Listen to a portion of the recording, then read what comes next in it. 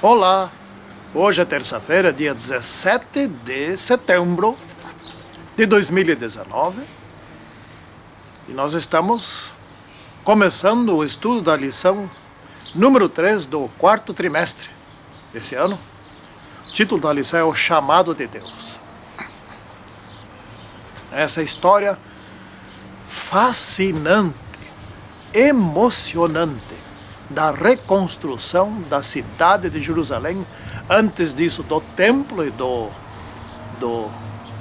altar, do muro da cidade e dos muitos portões que a cidade tinha, né?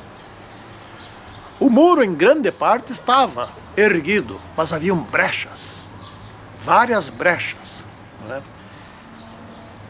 Que eles reconstruíram, fecharam essas brechas em 52 dias, ou seja, não deu 2 meses. Santíssimo e poderoso Deus, abençoa nosso estudo para que possamos obter proveito em nossa vida espiritual. Em nome de Senhor Jesus Cristo, amém. Pois bem, aqui o verso diz o seguinte: bendito seja o Senhor Deus de nossos pais, que deste modo moveu o coração do rei para ornar a casa do Senhor, a qual está em Jerusalém. Aqui está se referindo ao primeiro decreto de Ciro, em 538 a.C., né? Então Ciro mandou que reconstruísse o tabernáculo, ou o templo do Senhor, né? E naquela época, naquela vez, foi Zorobabel, né? Junto com Josué, né? Bom, esse chamado de Deus aqui, vamos fazer um comentário geral aqui. Isso aqui está escrito em Esdras 7:27, não sei se falei. O chamado de Deus, Deus chamou homens importantes, judeus importantes no Império Medo-Persa, né? Então esses homens, à semelhança de Jesus, vem cá.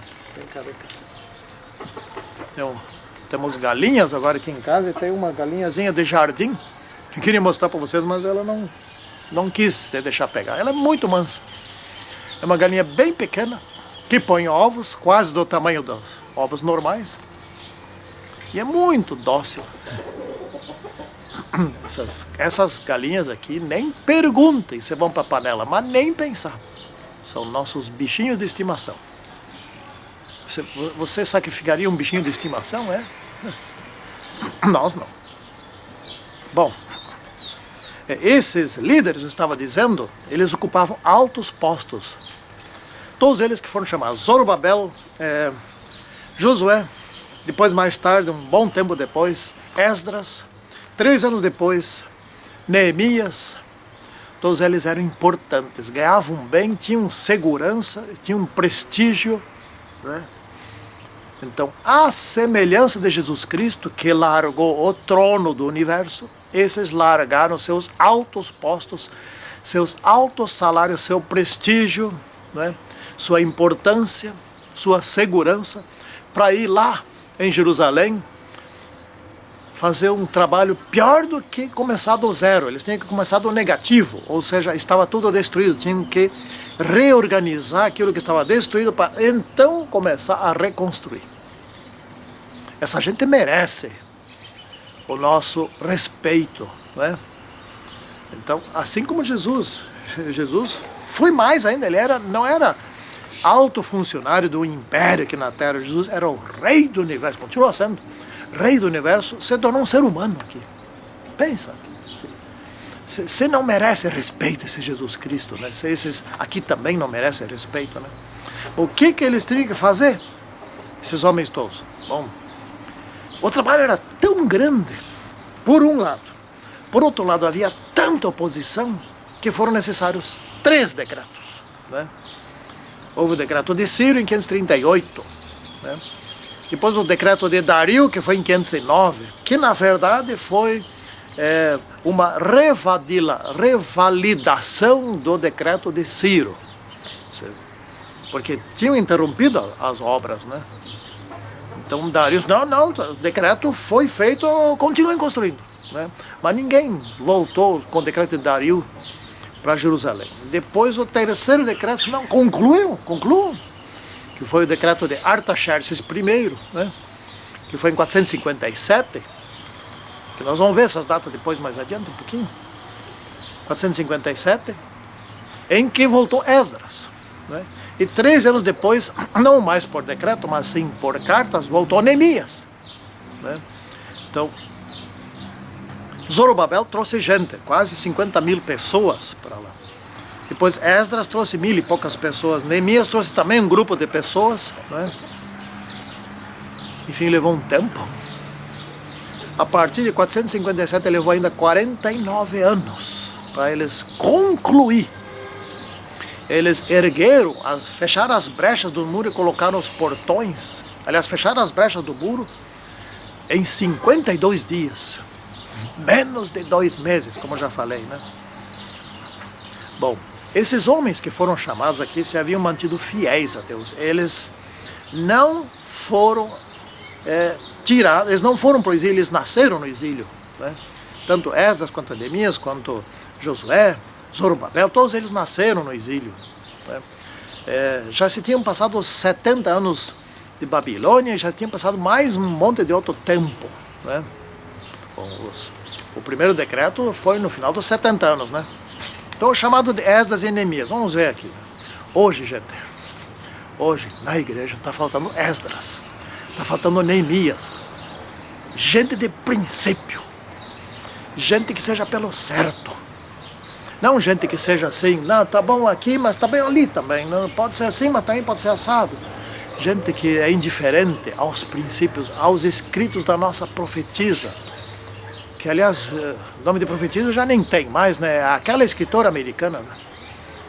Esdras preparou o seu coração. Ele estudou, ele nasceu no exílio, ele estudou no exílio a história do seu povo, né? Ele se aprofundou na Torá, na lei de Moisés, nos 5 primeiros capítulos do Antigo Testamento. Ele se tornou um mestre. Vamos dizer hoje um acadêmico. Mas não um acadêmico assim que só ele sabia ensinar, ele sabia fazer também, era um líder também, não é? Então ele estava disposto, ele estava como que se preparando, ele não sabia, né? Estava se preparando para receber um chamado e recebeu o chamado, né? Então prepare-se, assim como eu devo me preparar, porque qualquer hora dessas Deus pode chamar, não sei para quê, mas pode chamar, e vai chamar, vai sim, né? E Esdras também estudou, também se preparou, se qualificou e trabalhava junto ao rei. Ele era o chefe dos copeiros. Então, a impressão que se tem, o copeiro era um servente do rei. Não, muito mais que isso. Era um homem de confiança, era um sujeito inteligente, muito esperto, capaz de identificar sabotagens, sacanagens, tramas, né, projetos contra o rei, etc e tal, e entre várias outras coisas, ele também tinha que saber identificar se tinha veneno na bebida do rei. Os reis quase só bebiam vinho, né, suco de uva, né, vinho. Então alguém podia colocar um veneno ali. Então ele chegava com o jarro dele ali, com o copo, e derramava uma parte do vinho do jarro dentro do seu copo e tomava. Depois pegava o restante, botava no copo do rei e dava para o rei. Bom, se eu tivesse veneno ali, o copeiro morria primeiro, o rei não tomava, né? Então, o copeiro tomar na frente do rei era uma garantia de que o rei não ia morrer. Bom, mas esses copeiros também eram conselheiros, tinham outros cargos, né? Porque ali, só para servir ali, não precisava muita coisa, mas tinha que ser alguém muito inteligente, muito capacitado, né? Lá vem minha galinha de jardim de novo. Ela é um pouco maior, ela é um passarinho grande, vamos dizer assim, né? Eu gosto muito dela. É muito bonitinho. Pois bem. Então, as coisas aconteceram no devido tempo profético, né? Quando é que era para começar? Bom, nós já falamos 3 decretos. O decreto de Ciro, que foi no final dos 70 anos, foi em 538, né? Depois o decreto de Dario, e tinha inimigos o tempo todo, desde que começaram a mexer ali nas obras em Jerusalém, tinha inimigos. que eram os samaritanos ali em redor. Os samaritanos deviam ter sido conquistados pelos judeus para serem convertidos. Fazia tempo que já devia ter feito isso, não? Os outros povos, os arábios, né? Os amonitas, né? Descendentes de Ló, etc. Os moabitas, etc. Todos eles eram inimigos. Gente, mas que tipo de cristão que eu sou que todos os que moram em redor da minha casa são meus inimigos? Tem alguma coisa também errada comigo, né? Porque eu tenho que ter amigos, tá? Eu devo ser amigo de todos. Mas se todos são meus inimigos, alguma coisa está errada comigo, né? Então, alguma coisa estava errada com os judeus antes de serem levados ao exílio. Tinha alguma coisa, por que tantos inimigos, né? Bom, aí que os judeus se fecharam. Bom, então em 538, Ciro emitiu o primeiro decreto. Essas datas você não precisa guardar, né? Mas tem uma data que você precisa guardar. Aí sim, mais adiante eu explico. Depois, em 509, Dario reforçou o decreto de Ciro.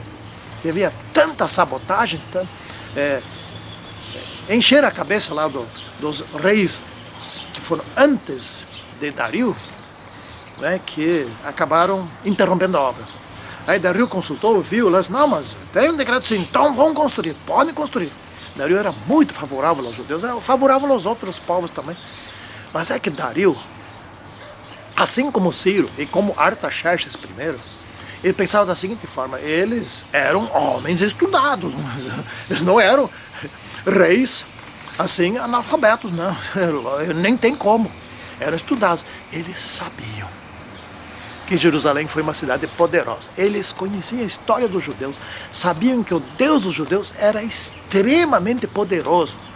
E também sabiam que o Deus dos judeus os havia castigado por causa da sua rebeldia. Então eles respeitavam os deuses dos judeus. Eles pensavam assim, bom, esse é o Deus daquela terra, esse é poderoso. Bom, logo mais adiante estão os egípcios, né? E os egípcios sempre foram um povo poderoso, sempre foram. Mais para baixo, mais para o sul, tem os etíopes, né? E assim por diante, tinha toda aquela África, né? Assim por diante, eram povos daquela época poderosos por ali, né? Eram respeitados naqueles tempos. Hoje nem tanto, naquela época eram. Pois bem, nós não queremos encrenca com os egípcios, nós queremos que os egípcios fiquem lá. Então vamos agradar o Deus dos judeus, que está no meio do caminho, né? E se os egípcios vierem, o Deus dos judeus vai fazer que voltem. Então eles queriam agradar os deuses dos judeus. Então vão reconstruir o templo, né? Vão reconstruir a cidade, vão fazer com que esse Deus fique feliz conosco, que seja nosso amigo. Eles entendiam o Deus verdadeiro como se fosse mais um Deus pagão, o Deus daquela região, né? Como era, cada região tinha seu Deus, se chama paganismo, ou seja, Deus do pago, né? Daquela região. Aquele Deus dos judeus era poderoso, eles sabiam disso, então eles queriam agradar o Deus dos judeus. Então vamos lá, reconstruam, façam o culto a esse Deus conforme tem que ser igual ao culto como ele quer. Assim que eles pensavam, né? Não é que eles estavam querendo se converter ao Deus, não, nada disso. Eles queriam simplesmente o Deus dos judeus como um aliado, como um defensor deles. Bom, então esse foi o segundo decreto, o de Dario. Daí veio o terceiro decreto de Artaxerxes. Aqui só fala Artaxerxes, mas é Artaxerxes I, aquele que substituiu o rei Xerxes, o Assuero, que era casado com Esther, né? Foi o que antecedeu esse Artaxerxes I. Teve o Artaxerxes II, Artaxerxes III. Bom, esse decreto de Artaxerxes I foi em 457. Você deve estar sempre lembrado que as datas vêm diminuindo, né? Antes de Cristo, né? E então, esses decretos, o último foi esse de Artaxerxes, né? Aí nós entramos aqui na parte de terça-feira, onde tem um gráfico. E gráfico assusta muita gente. Eu gosto de gráfico, é por meio de gráfico que entendo melhor as coisas, né? Então o que eu sugiro você fazer? Esse aqui é o gráfico simples. Ele é o gráfico das partes importantes. Não se assuste com o gráfico. Memorize ele. Como é que tu memoriza ele? Como eu fiz. Pega um papel, desenha ele e põe as datas e faz os riscos todos ali. Tá? Bota esse papel fora, pega outro papel, desenha ele de novo. não sei quantas vezes, 10, 15 vezes, 20 vezes, até que você não consiga mais esquecer. Né? No comentário da lição eu fiz um gráfico um pouco mais completo que esse. Né? Esse aqui é o básico. Esse aqui é o referencial para todos os tipos de gráfico que você queira elaborar em cima disso aqui. Né? Esse aqui tem as grandes partes, ele é completo nas grandes partes. É um gráfico excelente que eles colocaram aqui na lição. Então veja aqui, 457, está aqui a data, né? Decreto de Artaxerxes I. Né? Então começou aqui a restauração da cidade de Jerusalém, ou seja, concluíram a obra. Então eles levaram ainda 49 anos. O muro para fechar as brechas, aí levaram 52 dias, estava pronto, mas tinha mais um monte de coisa para fazer, né? Para fazer o acabamento dos muros, das portas, a reconstrução das casas, dos edifícios de Jerusalém, um monte de coisa tinha para fazer, levaram 49 anos, sob tempo angustiante. Né? Então esses 49 anos terminaram em 408 a.C., né? Então, foram 7 semanas, ou seja, 70 anos. Lembra que cada semana tem 7 dias, então em cada dia corresponde a um ano, então aqui deu 7 semanas, deu não, 70 anos, coisa nenhuma. Eu confundi, 49 anos, né? Como eu falei antes, né? Bom, o diagrama completo aqui tem 2.300 anos, ou seja, 2.300 tardes e manhãs, ou como diz no Apocalipse, um tempo, 2 tempos, metade de um tempo, né? E assim vai. Bom, aí essas um tempo, 2 tempos, 2.260 anos. Aqui então são 2.300 anos, né? E aí esse foi cortado, foi separado ou destinado aos judeus uma parte desses 2.300 anos. Essa parte eram aqui 490 anos, ou seja, 70 semanas. Então 70 vezes 7, 70 semanas, vezes 7 dias dá 490 anos. Esse foi um tempo dado aos judeus. Para quê? Para que esse tempo? Para que se arrependessem, porque os judeus sempre foram rebeldes, sempre foram. Desde o início, lá desde a saída do Egito, sempre reclamando de tudo, sempre estava tudo errado, sempre querendo adorar os ídolos dos outros, sempre casar com as mulheres dos outros, sempre ir para a terra dos outros, adorar os deuses dos outros, enfim. Mas sempre. Gente, que coisa mais triste. Mas que coisa mais triste.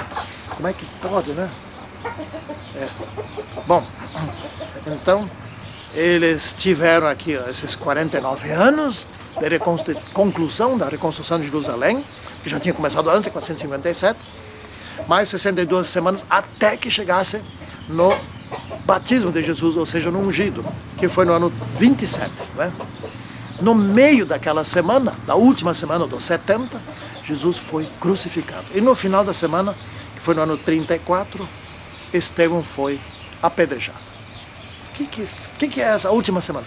A última semana era o último tempo, os últimos 7 anos dados aos judeus. Enfim, nos últimos 7 anos, por 3 anos e meio, o próprio Senhor Jesus Cristo, aquele que formou os judeus, os israelitas lá em Abraão, né, em Jacó, em Isaac, né, em Jacó, né, aquele mesmo, ele em pessoa veio lá falar com eles: eu quero salvar vocês, eu sou o Salvador. Não aceitaram ele. Daí ele foi morto por eles, por seus líderes, pelos sacerdotes, não pelos profetas. Os profetas sempre foram aliados de Deus, sempre. Né? Mas pelos sacerdotes. Ou os sacerdotes foram maus, nem todos. Né? Eram descendentes de Arão, mas nem todos. Muitos deles foram excelentes líderes religiosos, assim como Arão, né? Assim como Esdras, né? Etc. Então, na metade da semana, ele foi crucificado. Uma forte rejeição. Ainda tinha mais 3 anos e meio. Aí quem pregou? Os discípulos pregaram a eles. Né? E o último, coitado, primeiro mártir, o último a levar a mensagem a eles, foi Estevão. Estevão foi um dos 7 diáconos escolhidos, né? Para ajudar aquelas mulheres viúvas, etc. Mas ele foi um grande orador, ele tinha muito conhecimento e pregou para eles. Eles não gostaram de ouvir. Estava até Saulo estava ali, apedrejaram ele. Esse foi o último dia dado para eles. Daquele dia em diante, a mensagem não seria mais dada para eles. Como nação, seria dada aos gentios. Começaram então os 1810 anos, né, aos gentios, que vem até 1844. E de 1844 não tem mais período profético. Então, de 1844 em diante, nós não sabemos quando vai acontecer o quê. Né? Não sabemos quando vai acontecer o decreto dominical, não sabemos quando vai começar as pragas, não sabemos quando Jesus volta, não sabemos, não tem mais data. Não tem mais como calcular data nenhuma. Então não adianta ficar aí, querer calcular, só, Jesus vai voltar, o fim do mundo vai ser tal data. Não dá nada certo, porque não tem referência mais de nada. Né? Se quiser fazer, pode. É pura especulação e nem inventa de fazer uma coisa porque não vai acertar nunca, só vai enganar os outros. Né? Bom, então, temos aqui essas pessoas, esse Esdras, antes dele, o Zorobabel,